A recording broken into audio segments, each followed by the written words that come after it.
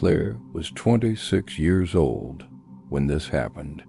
She was traveling alone overnight train Chicago to New York late December, the kind of cold that makes the world feel emptied out, like everyone sensible has gone indoors and locked the door behind them. She boarded at Union Station just before 10 p.m.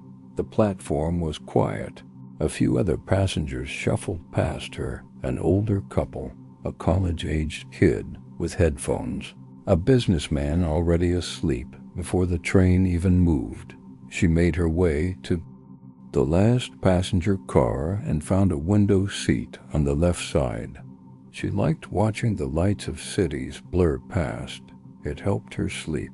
The train pulled out on time. Chicago's skyline receded behind her, and then it was just dark farmland and the occasional glow of a highway overpass. She read for a while, listened to music.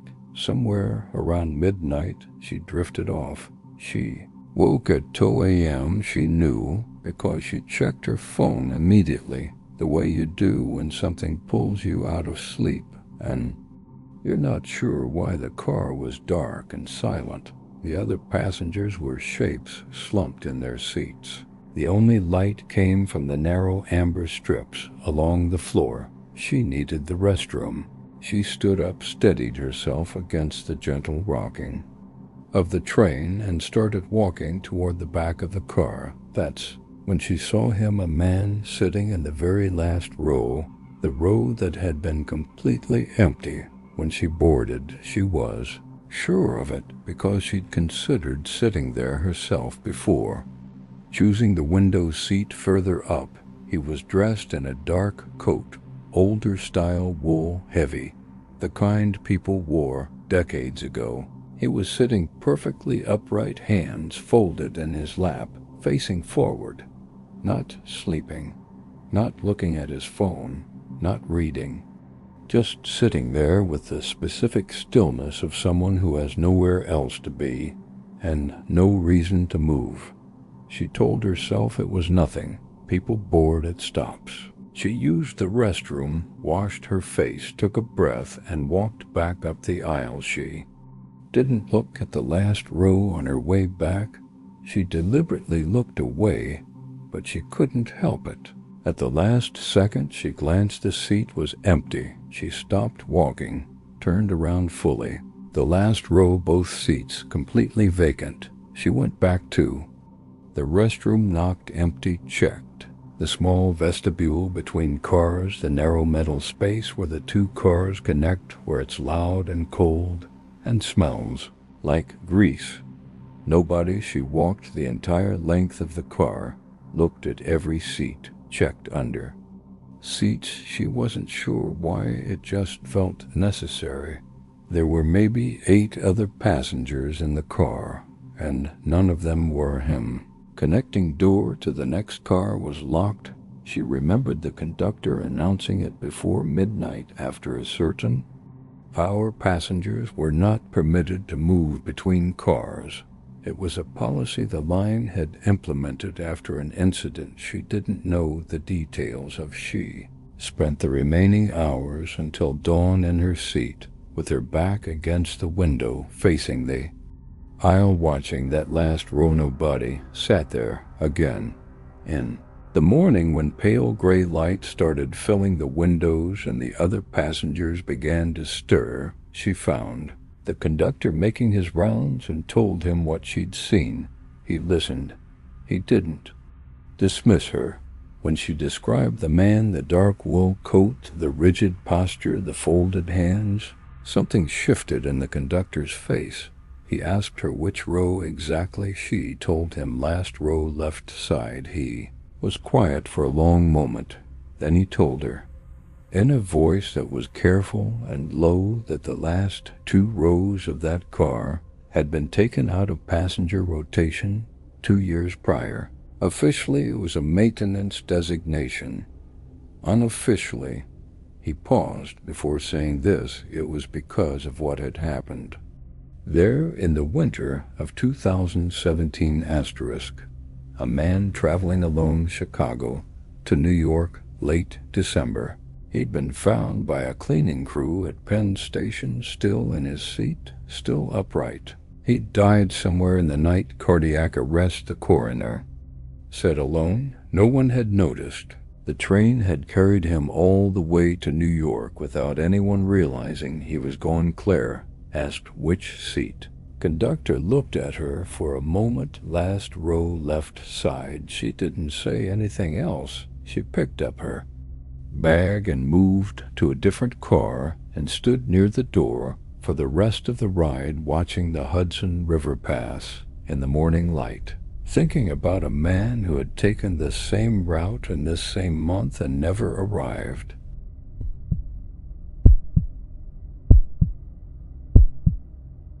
This account comes from a man who spent nearly 12 years working as a conductor on a commuter line running through the Pacific Northwest. He posted it under the username Night Rail Dave, and what struck people who read it wasn't the event itself. It was how he described the aftermath, the way it stayed with him, the detail he couldn't stop thinking about. He said the strangest night of his career happened on a Tuesday in late October, not Halloween. He made that clear, like he anticipated the skepticism. Just a regular Tuesday, end of the month. The kind of night where the rain comes in sideways and the platforms are empty before the train even arrives. It was the last run of the evening 11:47 p.m. departure. By that point in the night, the train was usually carrying a handful of late shift workers and the occasional person who'd missed an earlier ride. That night was no different. 2 passengers boarded at the main station. He checked their tickets. They found their seats. The doors closed. He settled into his routine, announced the stops, dimmed the lights in the rear car, made his way to the front to check in with the driver. About 40 minutes into the ride, they were between stations, deep in a wooded stretch where the track runs through a nature corridor. He heard it knocking. His first thought was something on the exterior of the train. Animals sometimes wandered too close to the track, dabbered their branches in a storm, but this wasn't that. This was rhythmic, patient, coming from inside the train, specifically from the storage compartment built into the vestibule between cars 2 and 3. These compartments exist on older train models for equipment storage. They're narrow, roughly the size of a large closet, accessible only by a keyed panel from the outside. They are locked at all times and are not accessible to passengers.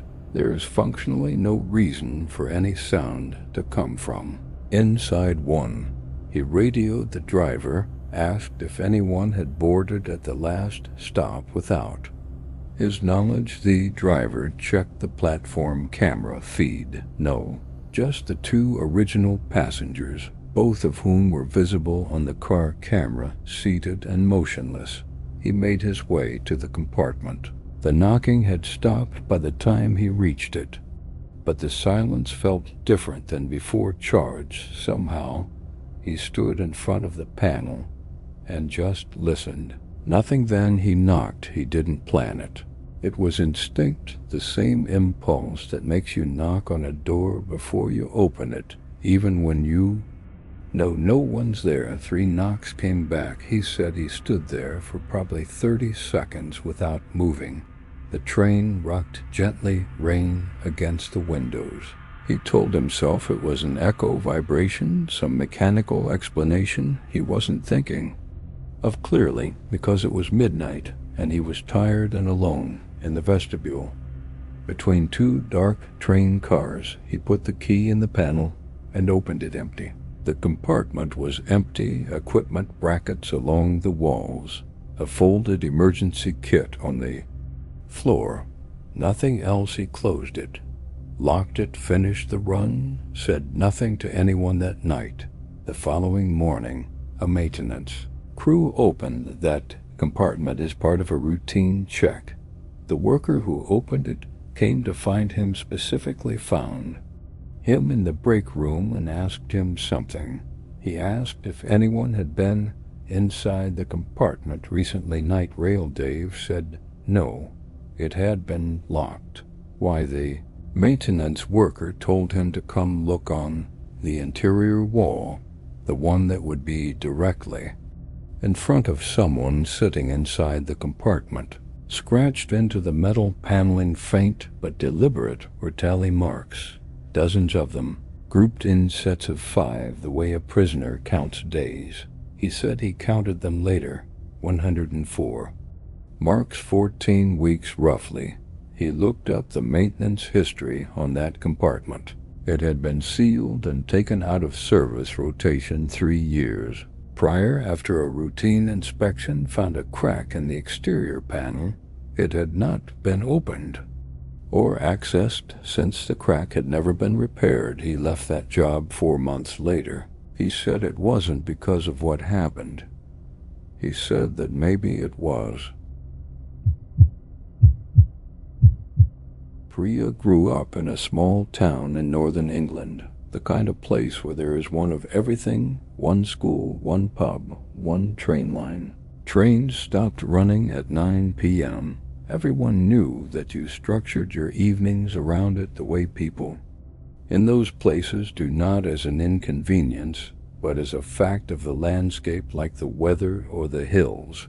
When she was 19, she was working her first real job, closing shifts at a restaurant near the station. Good money for a small town. She didn't mind the late hours. One night in November, she missed the last train by 4 minutes. She stood on the empty platform and watched the tail lights of the 856 shrink into the dark, and then it was just her and the rain and the sound of the rails settling. No money for a taxi, no one at home who could drive to get her. Her parents didn't have a car. She called 2 friends, no answer. It was a Tuesday night. People were asleep. The station building locked at 9:30.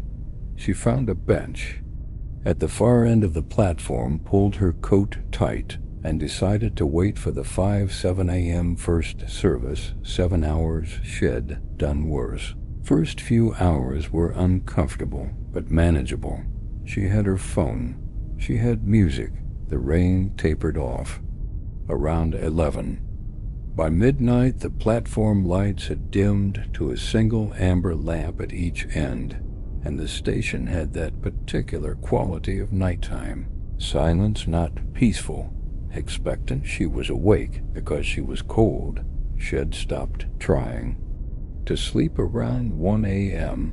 and was just sitting upright watching the far end of the platform when she heard it, the rails humming. She knew that sound. She had grown up near that track. The rails hum when something is coming. The vibration travels through the metal before the train itself appears. It's a low, almost subsonic sound that you feel as much as hear. She stood up. Headlights appeared at the far end of the track. Not the bright modern lights of a new train, something warmer, slightly yellower. Moving slowly, too slowly for a train, at speed, crawling almost the way a train moves when it's pulling into a station. It pulled in and stopped directly in front of her. The doors opened. The interior was lit warmly, differently from modern rolling stock. The light had an older quality, incandescent rather than fluorescent, casting everything in a slightly golden tone, and the car was full. Packed passengers in every visible seat, men, women, children, people in heavy coats, people with bags on their laps. A full train, a train that looked like a Tuesday evening commuter run that should have ended hours ago. Not one of them moved. Not one of them turned to look at her. They all sat in the same orientation, upright forward, facing the posture of people in transit, but none of them had the restless quality of living people on a train. No one shifted, no one looked at a phone, no one spoke to the person next to them. The doors stayed open.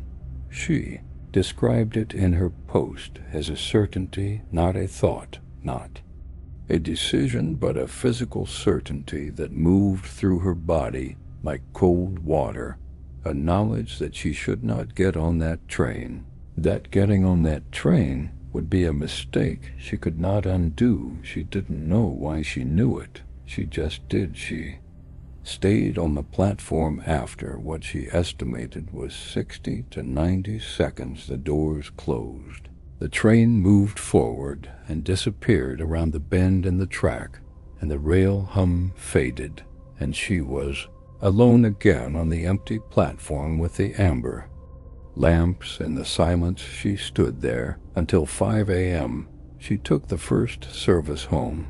She didn't sleep that day. A week later, she went back to the station and asked the daytime manager about late-night services, whether there were ever unscheduled runs, maintenance trains, special services she wouldn't have been told about. He said no. The track was fully closed after 9 p.m. No authorized trains ran on it before 5 a.m. She told him what she'd seen, described the train, the warm lighting, the style of the cars, the number of passengers. He was quiet. Then he asked her what time this had been. She told him she'd checked her phone right after 1:17 a.m. He pulled something up on his computer. An old record, she said, something in a physical binder. Had gone to a filing cabinet to retrieve. He was in there for a while. When he came back, he sat down across from her and told her about a derailment in 1987, a commuter train, full service. Tuesday evening run, it had come off the track. On a curve about a mile north of the station, they'd never fully determined the cause. Equipment failure. Most likely everyone on board had been killed. Full car, men, women, children. A Tuesday evening in November, she asked him what time the derailment occurred. He looked at the record, 1:17 a.m. She sat with that for a moment. Then she asked one more thing. She asked what the lighting had been like on those older trains. She had always thought it looked different from modern ones. He looked up at her. Incandescent, he said. The old stock used incandescent fittings. They gave everything a golden tone. She thanked him and left. She moved to a different city the following year. She said in her post that she never took a train late at night again, and that whenever she thought about those passengers, all those people sitting forward, not moving, not speaking, she thought about the fact that none of them had turned to look at her, and she had never been able to decide if that was because they couldn't, or because they already knew she wasn't coming with them.